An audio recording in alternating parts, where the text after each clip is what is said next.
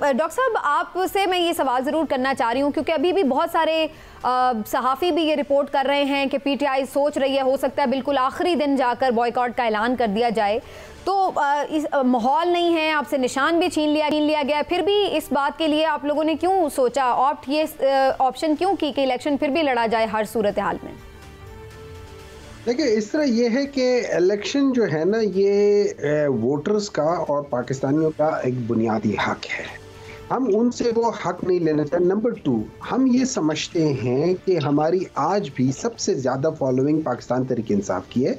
हम आज भी ये समझते हैं कि पाकिस्तान के अगर ये 12.5 करोड़ वोटर हैं तो इसमें से कम 8 करोड़ वोटर ऐसे हैं जो कि पाकिस्तान तहरीक इंसाफ को चाहते हैं कि वो सामने आए। उनकी अक्कासी सही मानों में पाकिस्तान तहरीक इंसाफ करती है। उनकी सोच जिस किस्म की है वो पाकिस्तान तहरीक इंसाफ की सोच उसी तरीके की है, ठीक है, वो करते हैं। तो हम वो जो रास्ता है हम उनको देना नहीं चाहते और हम लड़ते रहेंगे आखिरी गेंद तक, क्योंकि हमारा जो लीडर है इमरान खान, उसने हमेशा यही कहा है कि यार तुम लोगों ने डरना नहीं है और तुमने आखिरी वक्त तक लड़ना है, क्योंकि कुछ पता नहीं चलता कब कहाँ अल्लाह ताला आपकी मदद किस तरीके से कर ले। तो उस मदद की इंशाल्लाह हमें जरूर तवक्को होगी और वो कहीं ना कहीं से अल्लाह ताला हमें मदद देगा। और आप देखेंगे फिर इसका मतलब है इंतजार है। लेकिन डॉक्टर साहब आप साथ रहिएगा, मैं ये इमरान साहब से भी बात पूछूंगी। इमरान साहब, ये बात बहुत ज़्यादा हो रही है कि जो निशान हैं अलग अलग हो गए, वोटर भी कंफ्यूज हो गया है। अगरचे सोशल मीडिया पर वो उस कमी को पूरा करने की पीटीआई बहुत कोशिश कर रही है और बड़ी मेहनत कर रही है,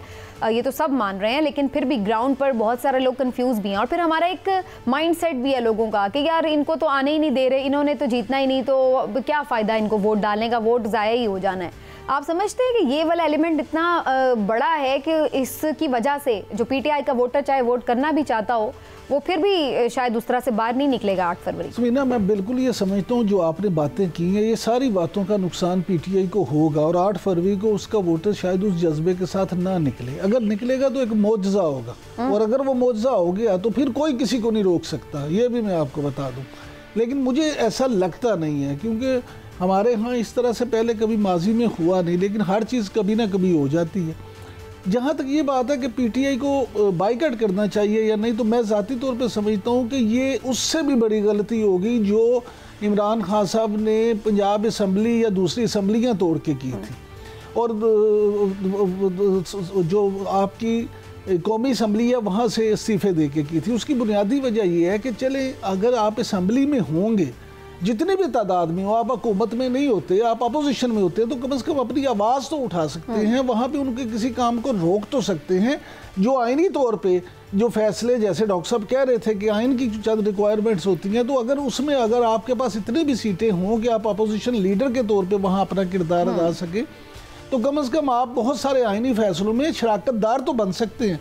अगर आप बाइकआउट कर दें तो फिर तो आपने हार मान के सब कुछ छोड़ दिया, फिर तो आप अगले 5 साल के लिए भूल जाएं कि आपको किरदार अदा कर सकेंगे। हाँ, आप जाके सड़कों पे एजिटेशन कर लें, आप धरने देते हैं, आप एहतजाज कर लें, लेकिन ऑन ग्राउंड एक्चुअली आपके पास में कुछ नहीं होगा। तो मैं समझता हूँ कि ये कोई अच्छी हिकमत अमली नहीं है। और माजी में जिन सियासी जमातों ने बाइकआउट किया है, हमारा माजी गवाह है कि उन्हें हमेशा नाकाबिले तलाफी नुकसान ही पहुंचा है, उन्हें सियासी तौर पे उसका कभी फायदा नहीं हुआ। चौधरी साहब, आपके नज़दीक सोशल मीडिया पर कैंपेन जारी है। कल संडे को खान साहब ने खास हिदायत की है कि सब लोग बड़ी तादाद में ग्राउंड पर भी निकलें, बल्कि ये तक भी कहा जा रहा है कि जो लोग नहीं निकलेंगे या निकालेंगे बाहर लोगों को, कैंपेन नहीं करेंगे तो उनके टिकट भी कैंसिल किए जा सकते हैं। आपको लग रहा है कि कल पीटीआई ऑन ग्राउंड एक बड़ा पावर शो कर सकती है हर शहर में, और फिर वाकई सोशल मीडिया पर भी जो उनकी कैंपेन है उसने वो कमी काफ़ी हद तक पूरी की है कि जो निशान छीन कर एक डैमेज मिला था उन्हें?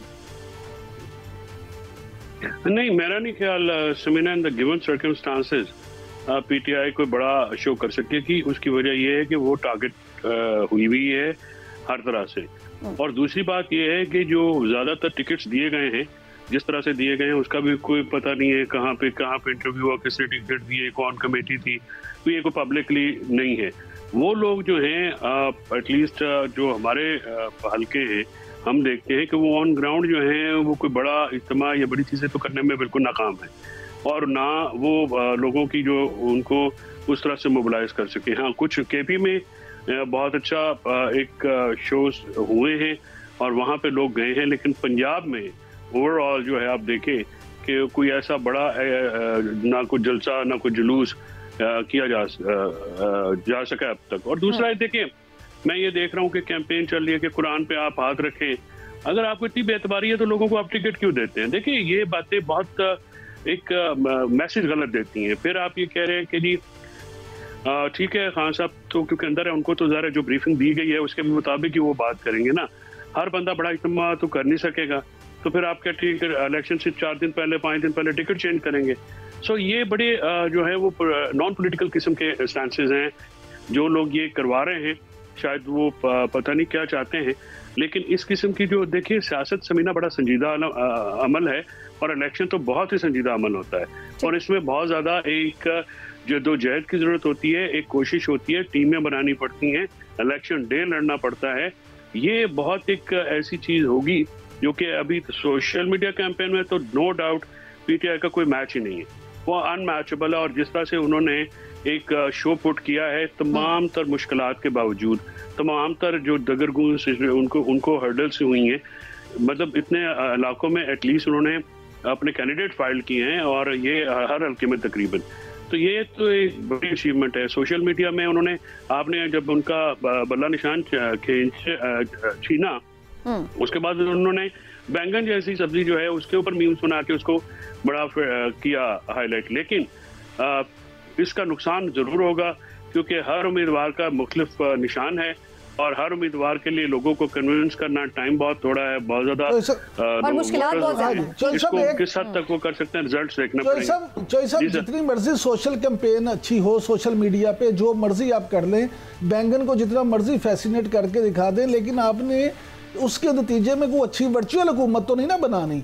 वर्चुअल हुकूमत तो आप बना सकते हैं कि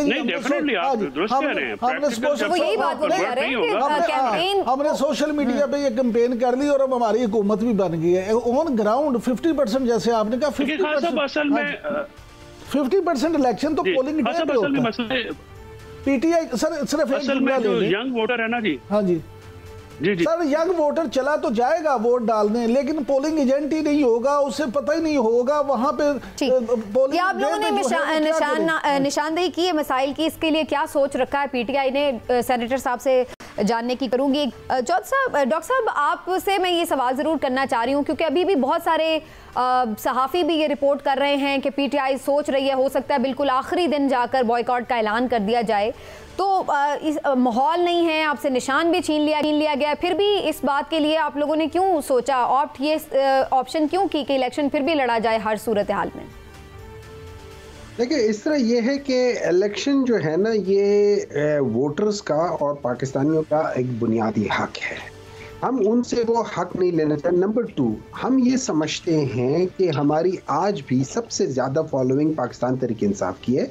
हम आज भी ये समझते हैं कि पाकिस्तान के अगर ये 12.5 करोड़ वोटर हैं तो इसमें से कम 8 करोड़ वोटर ऐसे हैं जो कि पाकिस्तान तहरीक इंसाफ को चाहते हैं कि वो सामने आए। उनकी अक्कासी सही मानों में पाकिस्तान तहरीक इंसाफ करती है, उनकी सोच जिस किस्म की है वो पाकिस्तान तहरीक इंसाफ की सोच उसी तरीके की है, ठीक है, वो करते हैं। तो हम वो जो रास्ता है हम उनको देना नहीं चाहते और हम लड़ते रहेंगे आखिरी गेंद तक, क्योंकि हमारा जो लीडर है इमरान खान, उसने हमेशा यही कहा है कि यार तुम लोगों ने डरना नहीं है और तुमने आखिरी वक्त तक लड़ना है, क्योंकि कुछ पता नहीं चलता कब कहाँ अल्लाह ताला आपकी मदद किस तरीके से कर ले। तो उस मदद की इंशाल्लाह हमें ज़रूर तवक्को होगी और वो कहीं ना कहीं से अल्लाह ताला हमें मदद देगा।